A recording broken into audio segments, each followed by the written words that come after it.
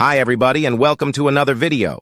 Today I'll be showing you how to unlock any phone from any carrier through a simple and free method. Follow my exact steps from this video, and after that you will have a phone that will work with any SIM card from any carrier in the world. Before we begin, I'd like to mention a small disclaimer.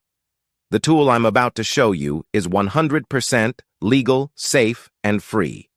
We won't use any type of hacking or illegal bypassing method to unlock your phone. Moreover, the phone will not suffer any harm or damage in any way. This tool will also help you get your phone unlocked, regardless of whether it's currently under an active contract with your service provider. With that said, let's start.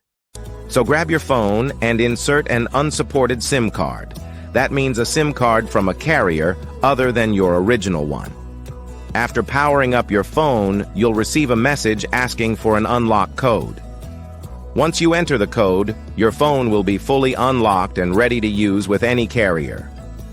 I will show you how to obtain this unlock code, absolutely free. And if you have a carrier app installed on your phone, unlocking it will be even easier.